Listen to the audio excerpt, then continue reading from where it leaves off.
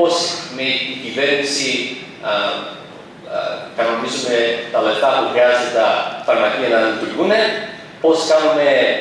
πού πάνε τα φαρμακεία της Αυστραλίας και πώς πάνε πού, δηλαδή πόσα φαρμακεία επιτρέπεται σε κάθε συνοικία. Θα σας πω πώς λειτουργούν φάρμακο-αποθήκες, σαν το ώστε, πώς γίνεται εκεί. Θα σας πω λίγο για τα πολιτικά, γιατί τα πολιτικά της Αυστραλίας είναι λίγο διαφορετικά από της Ελλάδος. Θα σας πω όμως τα αυστραλέζικα. Πάμε πίσω λίγο.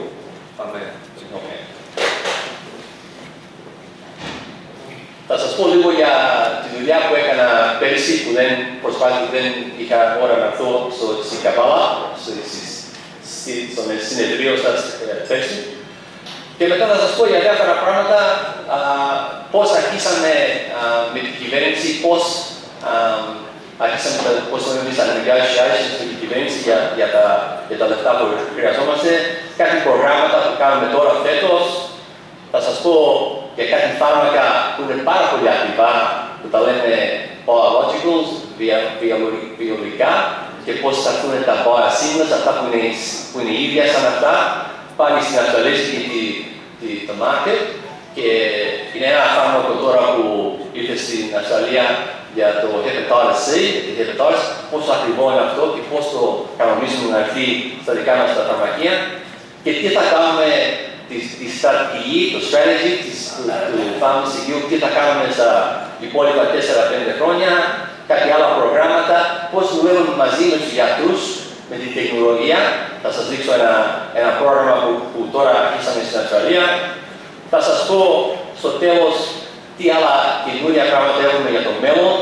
Και τελευταίος, ή πριν τελευταίος, θα σας παίξω δύο διαφημίσεις. Μία διαφημίση που βάλαμε στην τηλεόραση της Αυστραλίας πέρσι, πριν υπογράψω ένα μεγάλο agreement που έκανα με την κυβέρνηση μας. Και τώρα μια διαφημίση μικρή που αρχίσαμε για το Stage 2, τη δεύτερη σελίδα αυτού των διαφημίσεων. Και αυτή τη διαφημίση που θα σας δείξω, τη δεύτερη, είναι μόνο για το ίντερνετ. Γιατί συμφωνήσαμε όλο το Pharmacy Guild ότι καλύτερα να πάμε μόνο στο ίντερνετ από εδώ και πέρα για τέτοιες διαφημίσεις, γιατί οι πιο νέοι στην Αυστραλία και μάλλον σαν εδώ, μόνο με το ίντερνετ ασχολούνται. Πέρυσι πήγαμε στην τηλεόραση, κάνουμε πολλές διαφημίσεις, δείξαμε στους πολιτικούς τι κάνουμε και τι δεν κάνουμε, να μάθουμε και αυτοί για τα φαρμακεία, να μην μας ξεχνάνε, όπως σε όλο τον κόσμο μας ξεχνάνε κάπου. Αλλά φέτος θα πάμε μόνο στο ίντερνετ. Και τελευταία θα σας πω λίγο για την ιστορία της οικογένειας μας. Γιατί η οικογένεια μου είναι από την Αρκαδία, αλλά θα τα πούμε στο τέλος. Λοιπόν, θα αρχίσω, ξέρω έχω μόνο 40 λεπτά, κύριε Μαρίνο, αλλά τις ερωτήσεις θα κάνουμε στο τέλος ή στο τέλος, εντάξει. Τώρα θα τα πω λίγο σιγά στα αγγλικά, γιατί είναι λίγο πιο τεχνικά και θα αρχίσω. Λοιπόν, the community pharmacy model in Australia is one that's underpinned by what we call the pharmaceutical benefit scheme. And it began, this particular scheme began in 1948. The pharmaceutical benefit scheme is a scheme where most prescription medicines, most pharmaca, are subsidised by the government.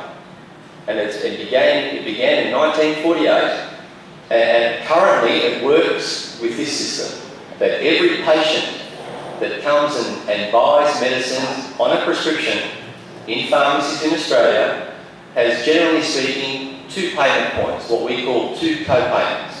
Either $6.20, that's the only payment that a pensioner or unemployed person in Australia pays.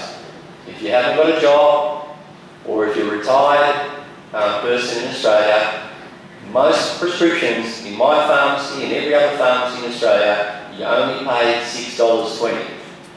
And then, per family, if you pay $6.20 and you reach 50 or 52 prescriptions, I can't remember now, but let's say 52 prescriptions, we have what we call a safety net.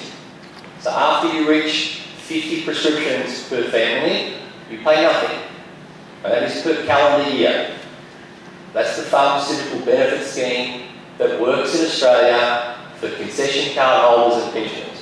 But if you're a general patient, a person that has a job, like me and most of us in here, well, the pharmaceutical benefit scheme works with a different co-payment, and that is approximately $40.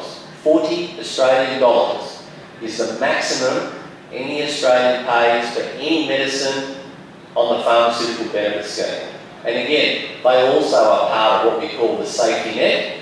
If that family reaches 50 prescriptions per year, they drop down to $6.20 per prescription. So there's only 2 co-payments in Australia for medicines that are on the pharmaceutical benefit scheme. It's completely different to the way patients in Australia see doctors. The way you see doctors in Australia, and I was very disappointed with that chart that showed a lot of Greek people can't see their doctors because they can't afford it. In Australia, doctors are free.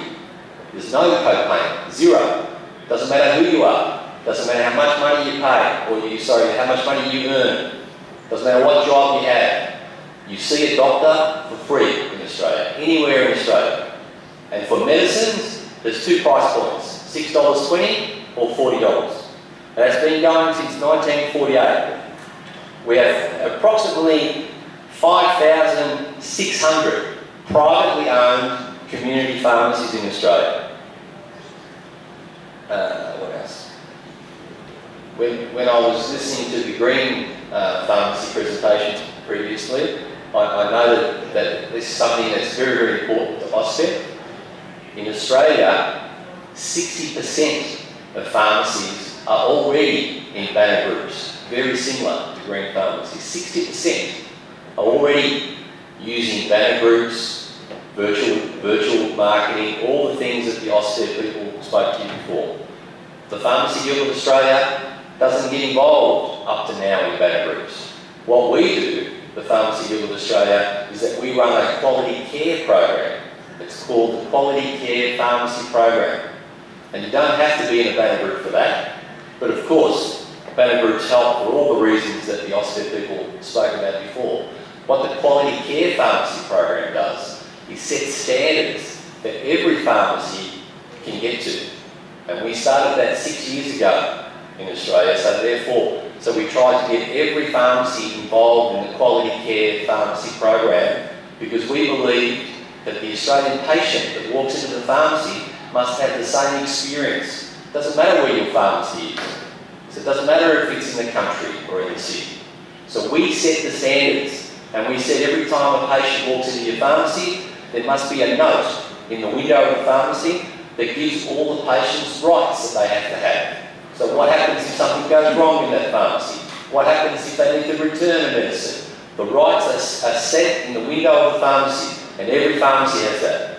What the pharmacy assistants should look like when they work in the pharmacy, what the business plan of the pharmacy is, what the salaries that every staff member gets needs to be written in the business plan, how clean and tidy your pharmacy is, what type of fridge, what type of seal you need to have in your dispensary, and you need to monitor the temperature.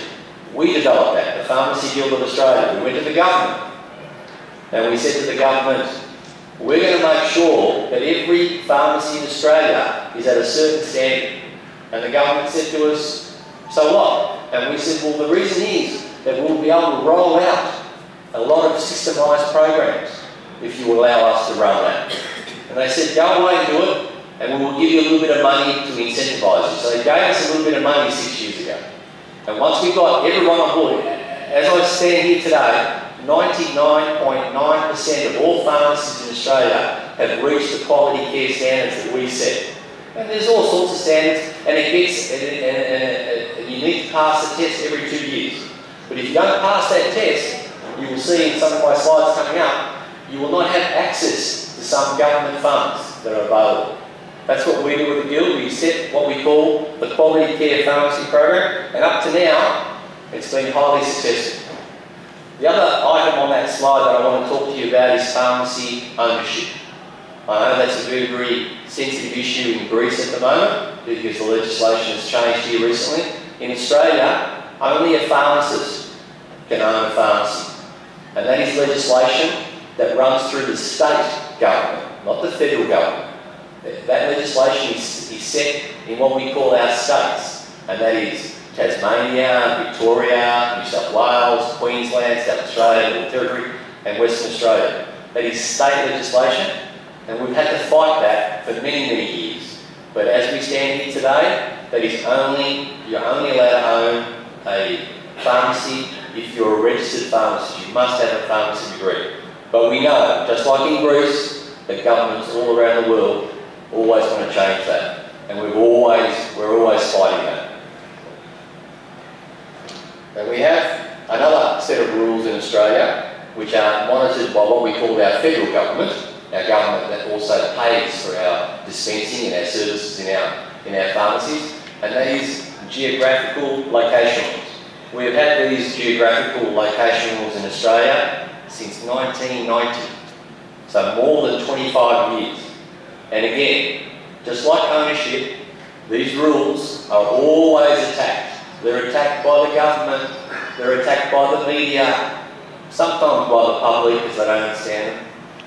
So we believe geographical location rules are very, very important for our big, big nation. It's such a big nation. So we believe in these so much that 2 years ago there was an independent inquiry, what we call a competition policy review. They chose 3 very, very smart people, the government, and they made them this independent review panel. And one of the areas they looked at was the geographical location rules. And before they came out with their final report, we commissioned a company that did a geospatial analysis around Australia and mapped every pharmacy in Australia where they were. And that analysis that we got found that after 25 years of location rules in our country, in Australia, that the Australian public can go to a pharmacy much faster than a supermarket, a bank, and a doctor. And those 3 have never had location rules in Australia. So we showed that evidence to the government, and we said to the government, location rules are working in our country.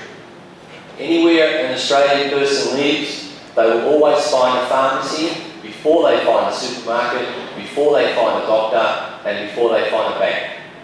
And they love that analysis.